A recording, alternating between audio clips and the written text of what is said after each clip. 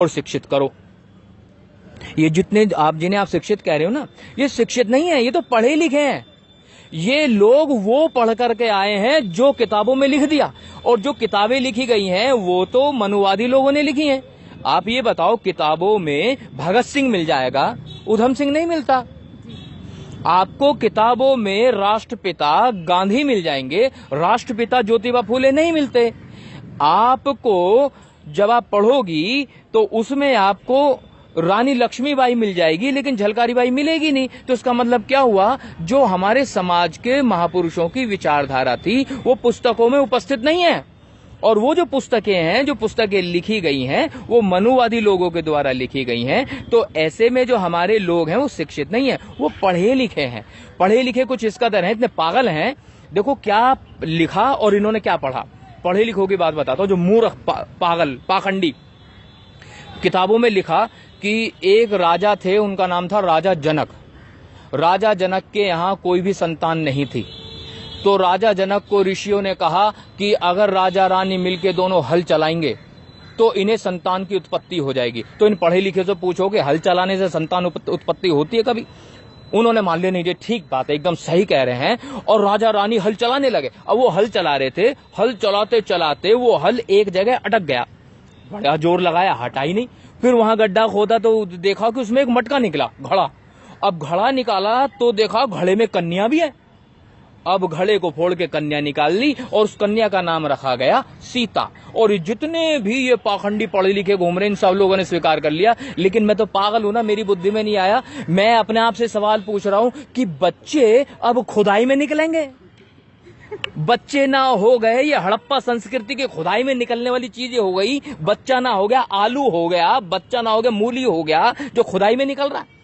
इतनी मूर्खता, इतना पागलपन। ऐसे ही ये वो है जो इन्होंने लिख दिया और हम लोगों ने पढ़ लिया। ये बाकायदा लिखी हुई है किताबों में, इन मूर्खों ने लिखी है।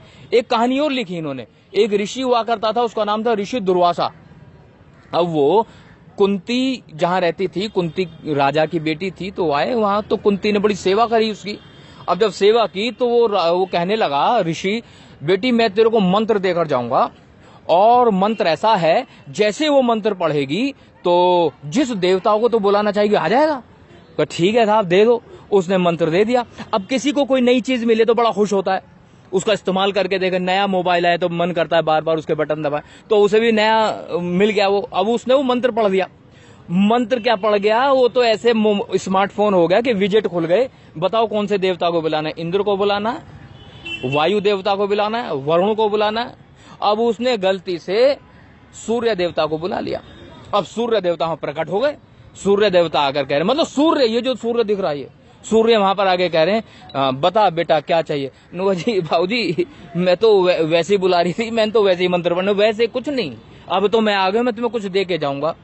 कहूँ देखो साहब दे के क्या जाओगे, मुझे तो माफी कर दो, गलती हो गई मुझसे। कि नहीं मैं तुझे पुत्र दे करके जाऊंगा। ओ भैया, ओ भाऊजी मेरी तो शादी भी नहीं हुई, तो मुझे पुत्र क्या कैसे? अरे इंतजाम सब हो जाएगा।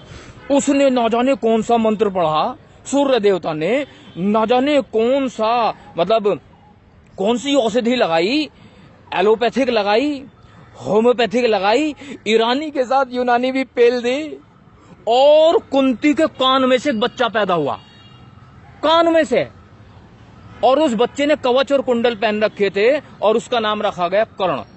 तो मैं ये पूछ रहा हूं भाई, पढ़े लिखे लोगों, पागलों, मतलब बच्चों ने पैदा होने की जगह बदल दी। मतलब कहीं तो कुछ तो पागलपन की कोई तो सीमा हो, मतलब मूर्खता की कोई तो हद हो। कान में से बच्चे पैदा हो रहे हैं। मुझे तो ये बात ना बर्दाश्त काबिल है कि जो है कान में से कैसे हो जाएगा।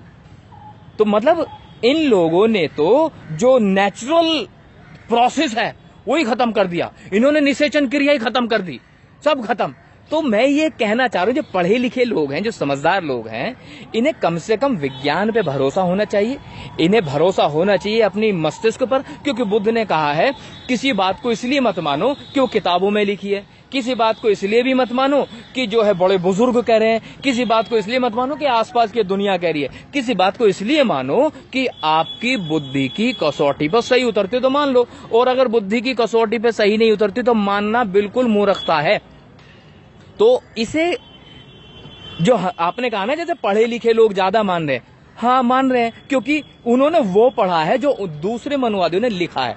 तो मैं ये कहना चाह रहा हूं, जिस दिन हमारे देश में महात्मा ज्योतिबा फूले को पढ़ाया जाएगा, भगवान गौतम बुद्ध को पढ़ाया जाएगा, माता सावित्रीबाई फूले को पढ़ाया जाएगा, पेरियार ईवी रामास्वामी नायकर को पढ़ाया जाएगा, सरदार उधम सिंह को पढ़ाया जाएगा और बाबा साहब को पढ़ाया जाएगा, संत शिरोमणि कबीरदास को पढ़ाया जाएगा, संत शिरोमणि रविदास को पढ़ाया जाएगा, संत शिरोमणि तुकाराम को पढ़ाया जाएगा, संत गाड़गे को पढ़ाया जाएगा, तब कहीं जाकर के इस समाज में परिवर्तन की आप उम्मीद कर सकते हो। क्योंकि अभी जो पढ़ा लिखा समाज है केवल वही पढ़ रहा है जो लिखा गया है। अभी तो हमारे समाज में लिखने वाले ही पैदा नहीं हुए। मैं तो निवेदन करूंगा आपके चैनल के माध्यम से, जितने भी अपने आप को विद्वान समझते हो कि लिखना शुरू करो, इतिहास बदलो। इस देश का जो सच्चा इतिहास है वो सबके सामने आना चाहिए, ताकि हमारे समाज के लोगों को हमारे महापुरुषों की विचारधारा के बारे में पता लग सके।